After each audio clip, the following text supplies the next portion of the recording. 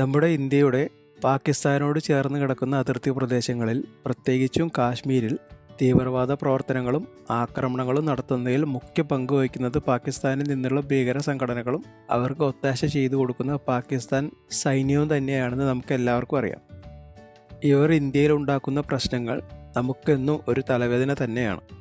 ഇങ്ങനെ ഇന്ത്യക്കെതിരെ പ്രവർത്തിക്കുന്ന നിരവധി ഭീകരവാദ സംഘടനകളും ഗ്രൂപ്പുകളും പാകിസ്ഥാനിലുണ്ട്.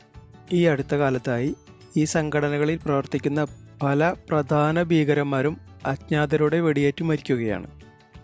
കൃത്യമായി പറഞ്ഞാൽ കഴിഞ്ഞ 1.5 വർഷത്തിനിടെ ഇങ്ങനെ കൊല്ലപ്പെട്ടത് വിവിധ ഭീകര സംഘടനകളിൽ പ്രവർത്തിക്കുന്ന പ്രധാന നേതാക്കളായ 10ഓളം പേരാണ്.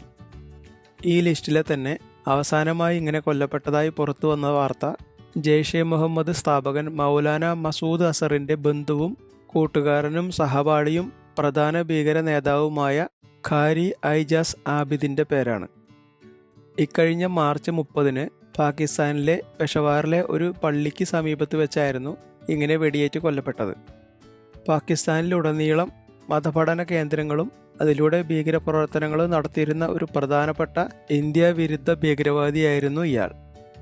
ഇന്ത്യക്കെതിരെയുള്ള പല ഭീകര ആക്രമണങ്ങളിലും ഇയാൾ പങ്കാളിയായിരുന്നു. മൗലാന മസൂദ് അസറും ഇയാളും ചേർന്നായിരുന്നു ഇന്ത്യക്കെതിരെയുള്ള പല ഭീകര ആക്രമണങ്ങളും പ്ലാൻ ചെയ്തിരുന്നത്.